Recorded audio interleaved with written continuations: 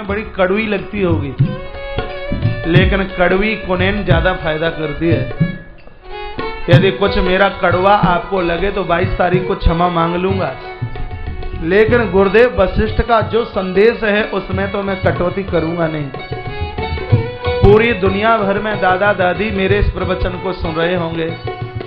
बच्चों के लिए आपने बहुत कुछ किया है, इतना तो किया है और कितना और करोगे। अब भगवान के नाम की माला ले लीजिए। कोई फोटो मास्टर एक दादी की फोटो खींचने के लिए आया घर पर। तो दादी का बेटा सामने खड़ा था। उसने अपने बेटे से कहा, जरा नोट की एक गड्डी दादी के हाथ में पकड़ा दीजिए तो तस्वीर बहुत अच्छी, फोटो बहुत अच्छी आएगी। जो फोटो मास्टर था किसी सदगुरु का पक्का चेला। उसने जवाब दिया, सेठ जी अब दादी के हाथ में माल अच्छा नहीं लगेगा, अब दादी के हाथ में माला अच्छी लगेगी।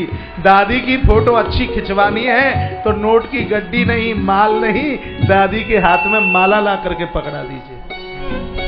बच्चों के लिए आपने बहुत किया है, बहुत किया है। अब तो भगवान के नाम की माला जप लीजिए।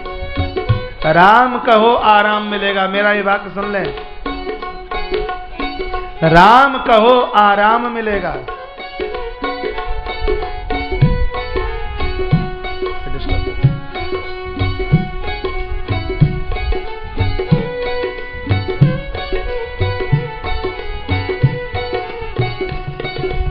राम कहो आराम मिलेगा। खाने को पकवान मिलेगा, रहने को मकान मिलेगा, उड़ने को वायुयान मिलेगा, दुनिया में सम्मान मिलेगा। राम कहो आराम मिलेगा। मस्ती के साथ यदि जीना चाहते हो तो नित्य भगवान के नाम का उच्चारण कीजिए। हम किसी भी पुराण की कथा कहीं से उठाएं और कहीं उसको विराम दें, सभी कथाओं का सार निचोड़ एक है कि परमात्मा के बिना उद्धार नहीं हो सकता, नहीं हो सकता और नहीं हो सकता। अब वृद्धों को भगवान के काम में लग जाना चाहिए। अब समितियों से जुड़ लीजिए, संस्थानों से, ट्रस्टों से जुड़ लीजिए। घर के लिए आपने बहुत कुछ किया है, अब सामाजिक संस्थाओं के लिए काम कीजिए।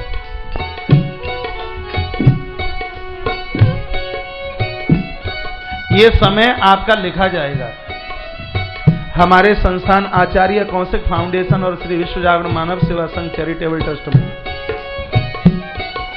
श्री घनश्याम जी उज्जैन छोड़ करके आए हैं और वर्ष भर से ऐसे काम संभाले हैं, बढ़िया से बढ़िया सीए सामने फैल हो जाए। और सामाजिक संस्थान के लिए किया गया काम, उनका नाम हमारे ही रजिस्टर में नहीं, ये नाम तो परमात्मा के रजिस्टर में भी लिखा गया होगा। हम आह्वान करते हैं इस संस्थान से जुड़ने के लिए। घर से निवृत्ति हो गई है, आप तुलसी वन आश्रम पधारिए। इस ट्रस्ट को, इस संस्थान को बहुत कुछ करना है। अभी तो इसकी शुरुआत हुई है, इसका आरंभ हुआ है। हम आह्वान करते हैं, पधारे। अगली चौपाई। सोचिए पीसो न अकारण क्रोधी, सोचिए पीसो न अकारण क्रोधी, सोचिए पीसो न अकारण क्रोधी। जननी जनक गुरु बंधु विरोधी, जननी जनक गुरु बंधु विरोधी। सोचिए पीसो न अकारण क्रोधी, सोचिए पीसो न अकारण क्रोधी, सोचिए पीसो न अकारण क्रोधी। बड़ी सुंदर चौपाई है, इसको बहुत सूक्ष्म दृष्टि से सुनना। सोचिए पिसुन, पिसुन कहते हैं चुगलखोर, जो अपने 5 रुपए के फायदे के लिए सामने वाले का 5000 का नुकसान करा दे। जब तक चुगली ना कर ले तब तक तो उसका भोजन ही हजम ना हो। बहुतों को आदत होती है चुगली करने के लिए तो दुकान का रास्ता भूल जाए। चुगली करने के लिए तो ऑफिस का रास्ता भूल जाएं। जिह्वा को ये कह दीजिए कि भगवान के नाम का उच्चारण कर तो थक जाएगी, लेकिन किसी की चुगली करने के लिए चाय नहीं मांगेगी एक भी बार, पानी नहीं मांगेगी पीने के लिए, 24 घंटे से चुगली करवा लीजिए। चुगली करने वाले को चमगादड़ बनना पड़ता है। सोचिए पिशुन ऐसा चुगलखोर मरता है, उसकी मौत पर सोचना चाहिए कि धरती पर इसका जन्म क्यों हुआ। अकारण क्रोधी, जो बिना कारण के क्रोध करते हैं, माला माता। अकारण क्रोधी, जो बिना कारण के क्रोध करते हैं, कोई कारण नहीं है, उनकी मृत्यु पर सोचना चाहिए कि धरती पर जन्म क्यों हुआ। जननी जनक गुरु बंधु विरोधी। जनक कहते हैं पिता को, जननी कहते हैं माता को। जो माता पिता का विरोध करने वाला है, जो गुरुजनों का विरोध करने वाला है और जो भाइयों का विरोध करने वाला है, ऐसे व्यक्ति की मौत होती है तो उसकी मृत्यु पर सोचना चाहिए, इसका जन्म धरती पर क्यों हुआ। एक बार फिर सरदाली को घुमा लीजिए। जनक जननी गुरु बंधु विरोधी।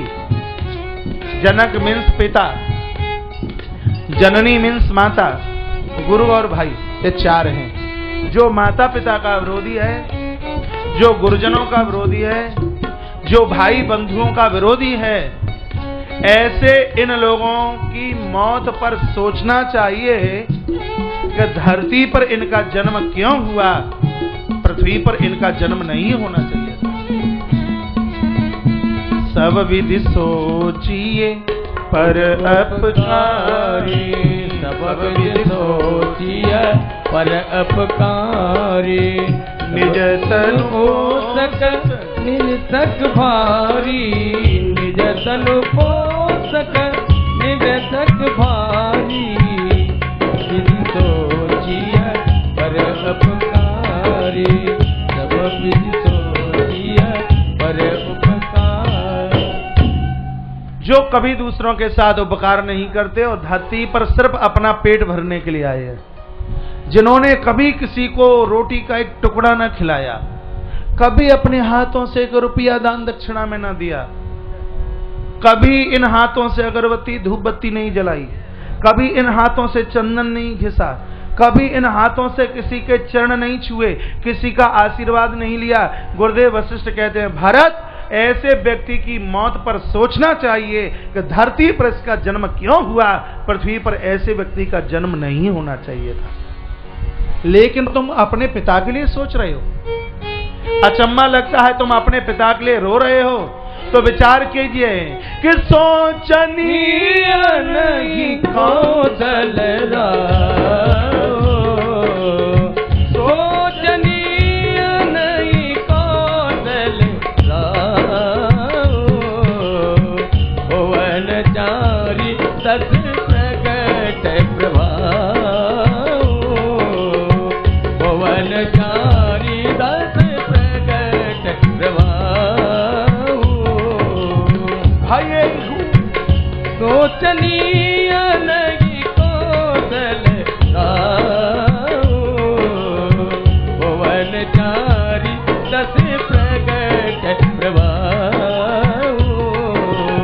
भाई उन अवयई भुवन हारा, भाई अवयई भुवन हारा, पिता भरत साथ तुम्हारा, भूप भरत जस पिता तुम्हारा। सोचनीय नहीं कौशल सोचनीय नहीं, सोचनीय नहीं, सोचनीय नहीं कौशल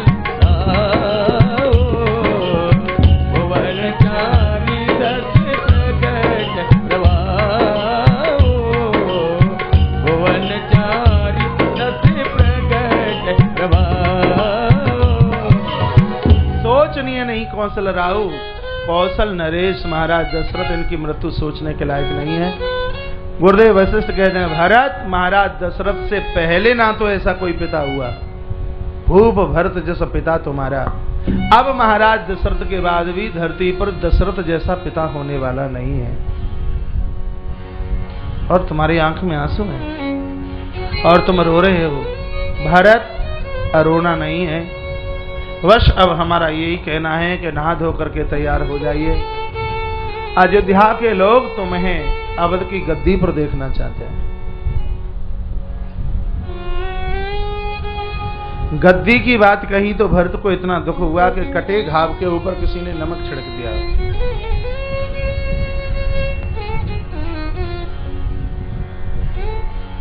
ये बंद कर, माइकों में बात जा रही।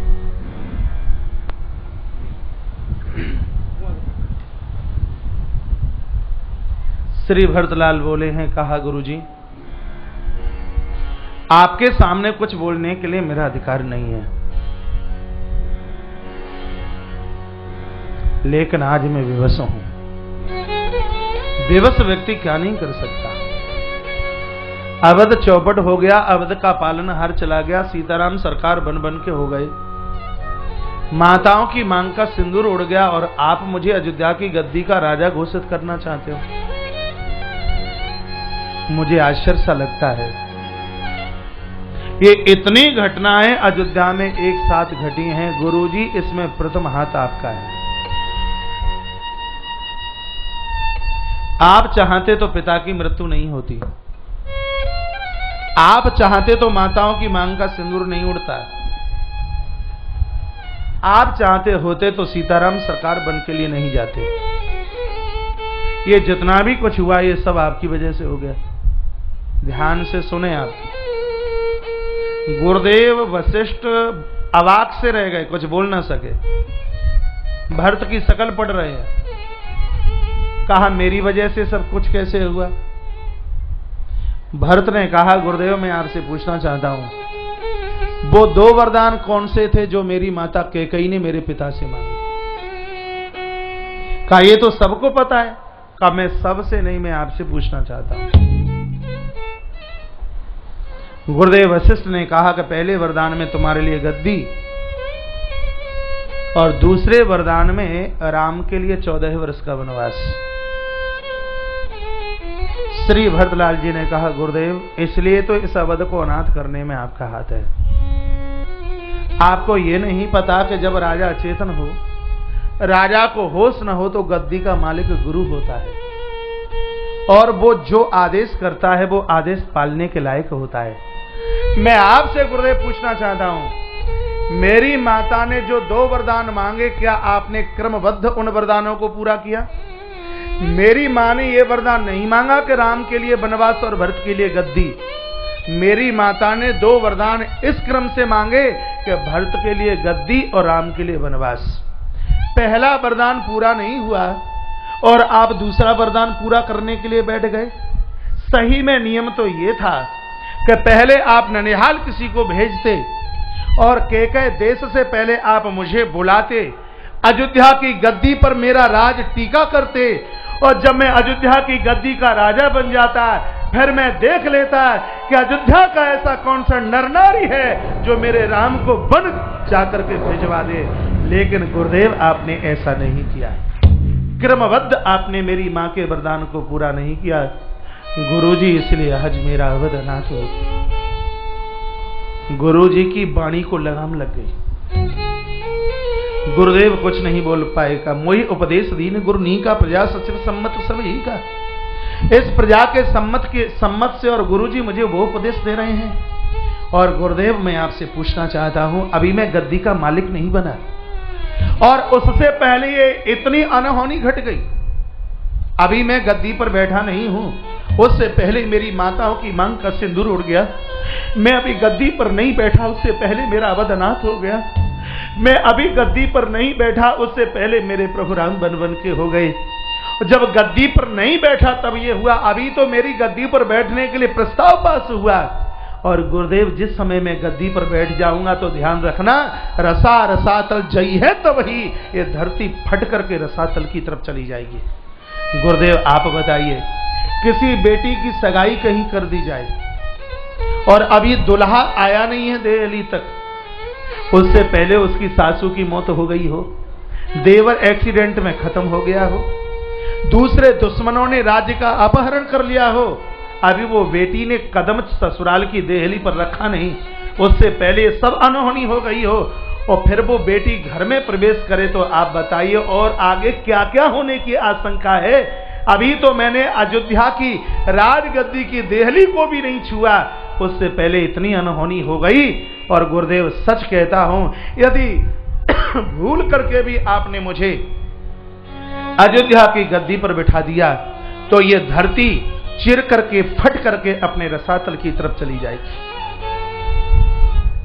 अब हारे भरत, श्री भरत के लिए जितना कुछ कहा जाए उतना कम है। भरत तो राम से भी बड़े हैं, आप मानना या मत मानना, श्री भरत तो राम से भी बड़े हैं। अयोध्या के चुनाव में यदि राम और भरत को इलेक्शन में खड़ा कर दिया जाता तो सबसे ज्यादा वोट किसको मिलते बताइए। अयोध्या में यदि चुनाव किया जाता गद्दी का और इलेक्शन में इन दोनों को खड़ा किया जाता, एक तरफ प्रभु राम, दूसरे तरफ श्री भरत, वोट किसको ज्यादा मिलते? कुछ तो बोलिए। हाँ, रामकथा पहली बार सुन रहे हो? नीचे से आवाज आ रही है कि वोट राम को ज्यादा मिलते। अरे बंधुओं, 2 वोट से राम की पराजय हो जाती। वो 2 वोट कौन से होते? एक वोट माता कैकेयी का और दूसरा वोट मंथरा का होता। ये तो दोनों कभी राम को वोट दे ही नहीं सकते। 2 वोट से विजयी श्री भरत होते। भरत है भक्त, राम है भगवान। भगवान से भक्त सदैव बड़ा होता है। यदि भक्त नहीं होता तो उसे भगवान कौन कहने वाला था? यदि गुरु नहीं हो, यदि शिष्य नहीं होता तो उसको गुरु कौन कहने वाला था?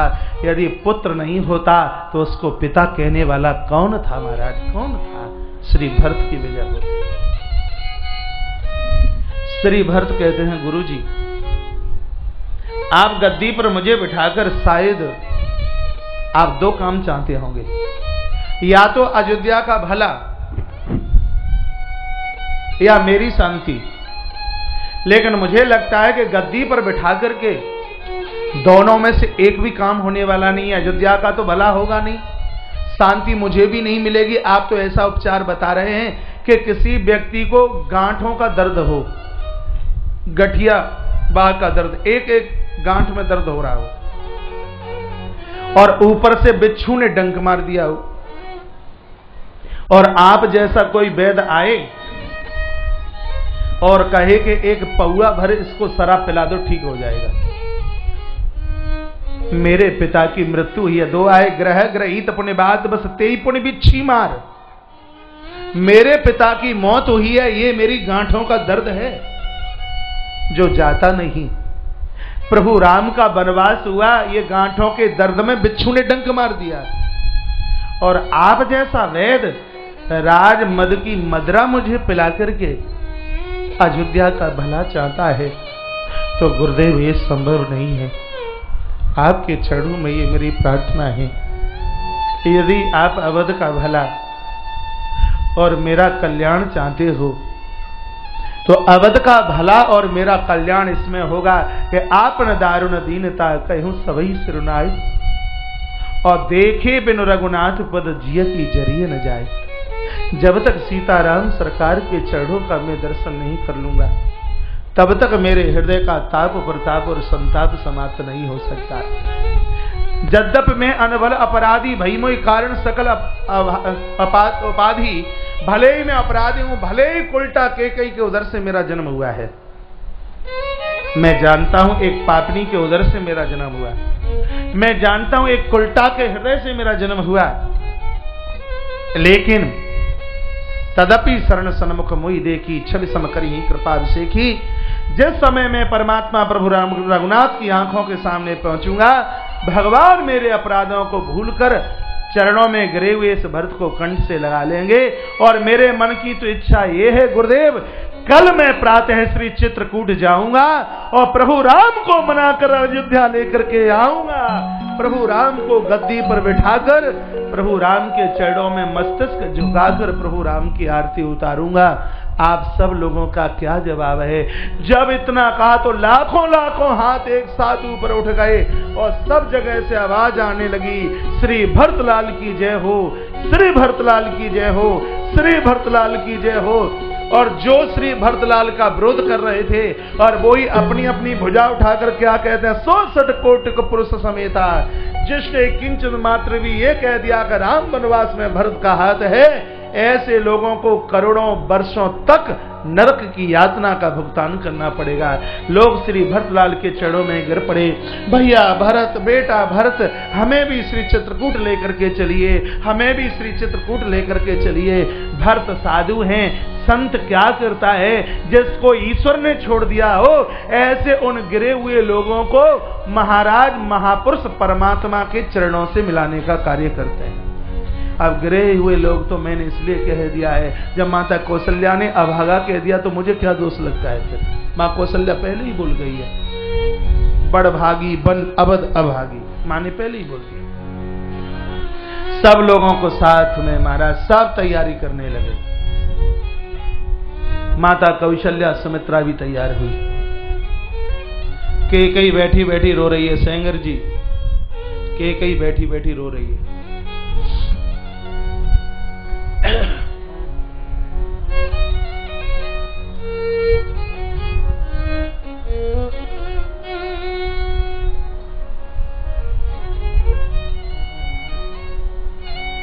कभी मुझे अपने लोगों का नाम लेने के लिए कुछ बहाना भी चाहिए। ये मेरी डांट नहीं है, प्यार है, लाड़ है।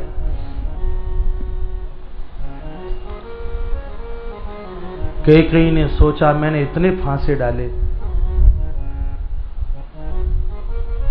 रिजल्ट गड़बड़ हो गया, परिणाम ठीक से नहीं आया। रो पड़ी और रोती रोती श्री भरत के सामने आई है। कहा, बेटा भरत, क्या मुझे चित्रकूट लेकर के नहीं चलोगे? भरत ने कहा, पापिनी, क्या कहा द्वारा फिर से बोलना? तुझ जैसी पापिनी को, तुझ जैसी कुलटा को, और मैं अपने साथ और चित्रकूट लेके चलूं? माता कौशल्या सामने खड़ी थी। कौशल्या रो पड़ी। कौशल्या ने कहा, भरत, द्वारा से मेरी कैकेयी को ऐसा मत बोलना। राम का वनवास हुआ, महाराज की मृत्यु हुई, इसमें मेरी कैकेयी का कोई दोष नहीं है। ये तो अपराध मेरा था, ये तो पाप मेरे थे कि मेरे पाप बहन कैकेयी की जिह्वा पर बैठकर राम को वनवास और महाराज को मृत्यु दिलवा गए। ये तो अपराध मेरा था, ये पाप मेरा था। कौशल्या का चरित्र पढ़े। हम दोष दूसरों को देते हैं। माँ कौशल्या कहती है, दोष दूसरों का नहीं, दोष हमारा है। स्वयं का है पुत्र, कैकेयी संग जाएगी, और कैकेयी नहीं जाएगी तो मैं भी कभी चित्रकूट नहीं जाऊंगी। कैकेयी ने जाने की तैयारी की। 3 तरह के वाहन तैयार किए हैं। चित्रकूट जाने के लिए 3 प्रकार के साधन। कुछ घोड़े थे, कुछ पालकियां थीं और कुछ रथ थे। ईश्वर से मिलने के लिए 3 तरह के साधन चाहिए। घोड़ा, पालकी और तीसरा क्या बताया? हाँ, पता ही नहीं है। आप तो मोबाइल पे बात कर लो ना, मालूम क्या है आपको क्या बताया? हाँ, रथ। इसका मतलब है आप सुन रहे हैं। घोड़ा ज्ञान का प्रतीक है, लिखने लायक है। घोड़ा ज्ञान का प्रतीक है, रथ कर्म का प्रतीक है, पालकी भक्ति का प्रतीक है। ईश्वर से मिलने के लिए जाना चाहते हो तो ज्ञान चाहिए, कर्म चाहिए और भक्ति चाहिए। ये 3 तरह के साधन से आप प्रभु के देहली तक पहुंच सकते हैं। आइए हम और आप भी श्री भरतलाल जी के साथ चित्रकूट चलें। तैयारी कीजिए, चलते हैं श्री चित्रकूट।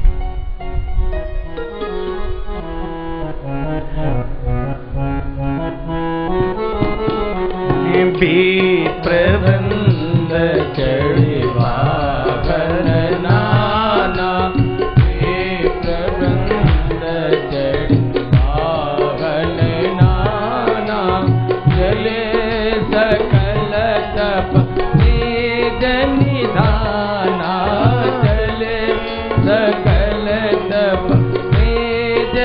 दाना नगर लोग सब सजी सजी जाना नगर लोग सब सजी सजी जाना क्षेत्र कूट कर दीन पयाना क्षेत्र कूट कर दीन पयाना सही तीर बस चले बिहार सही तीर बस चले बिहाने संग वीरपुर सबनियराने संग वीरपुर सबनियराने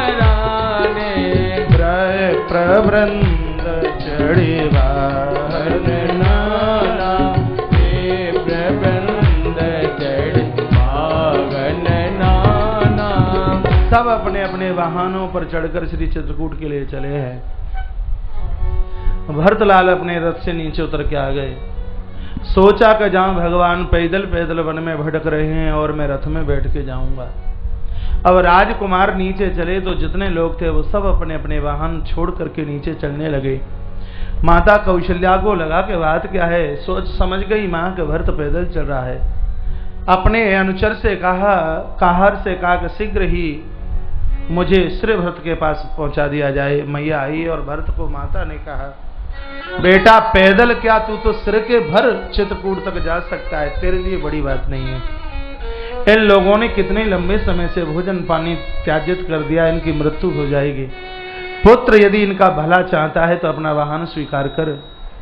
पुनः सब लोग वाहन पर बैठे हैं और चले हैं। एक रात्रि तमसा नदी के तट पर, दूसरी रात्रि से पूर्व अवध के ये समूचे जन लोग श्रृंगवेरपुर की तरफ महाराज प्रस्थान करने लगे। समाचार निषाद राज गुहू को पता चला और निषाद राज गुहू को लगा कि भरत के साथ सेना है, कि उसका मतलब यह है कि राम के ऊपर चढ़ाई चढ़ने के लिए आए। शायद ये सोचा होगा कि राम अकेले हैं तो मार करके निष्कंटक राज्य करूं, लेकिन इस भरत को ये नहीं पता कि रास्ते में किसी निषाद गुहू का भी कोई स्थान पड़ता है। अपने पूरे लोगों को इकट्ठा किया और गुहू निषाद ने कहा, आज दोनों हाथों में मोदक हैं, लड्डू हैं।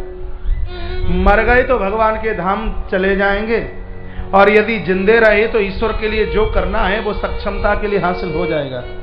तो सब लोगों ने, किसी ने लाठियां, किसी ने भाले उठाए, जिसको जो मिला उसने वही उठा लिया। जितनी भी नौका थी वो सब की सब महाराज पानी में डुबो दी गई। और जैसे ही भरत के ऊपर चढ़ाई चढ़ाने के लिए निषाद लोग चले हैं, तब एक वृद्ध को छींक हुई और उस बूढ़े दादा ने कहा कि तुम जो कुछ करने के लिए जा रहे हो वो अच्छा करने के लिए नहीं जा रहे हो। भरत लड़ाई लड़ने के लिए नहीं, श्री भरतलाल जी तो शरणागति के लिए आ रहे हैं, इसलिए बाद में पछताना पड़ेगा। सब लोगों ने वृद्धों की, बूढ़ों की बात मानी है और वृद्धों की बात मानने में बहुत भला है, बहुत अच्छा है, बहुत बढ़िया है। इन वृद्धों की बात तो माने। निषाद गुहू ने 3 तरह की भेंट रखी। एक भेंट में फल और फूल, बहुत सुंदर कथा है, सुने।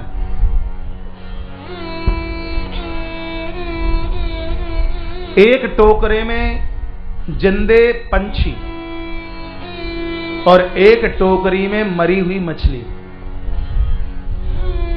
3 टोकरे तैयार किए और सोचा कि तीनों भरत के सामने रखेंगे। फल फूल यदि स्वीकार करें तो समझ लेंगे शरणागति के लिए आ रहे हैं। यदि जिंदे पंछियों को स्वीकार किया तो कंप्रोमाइजन के लिए आ रहे हैं, समझौते के लिए। 14 साल हम गद्दी कर लेते हैं, बाद में फिर तुम कर लेना, समझौते के लिए। यदि मृत मछलियों को स्वीकार किया तो समझ लीजिए कि भरत युद्ध करने के लिए आ रहे हैं। 3 तरह की भेंट है, रजोगुणी, तमोगुणी, सतोगुणी।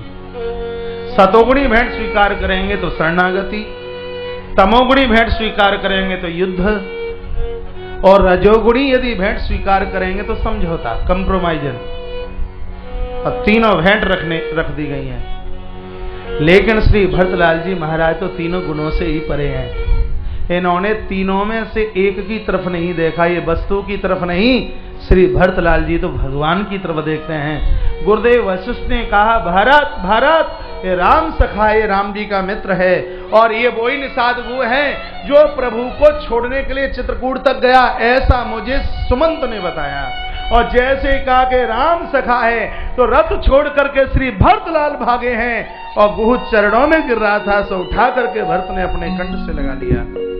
गुह ने कहा, ये अवध के राजकुमार, शायद तुम्हें हमारी जाति बिरादरी का नहीं पता, हम वो गिरे हैं जिसके ऊपर हमारी छाप पड़ जाए वो अपवित्र हो जाता है।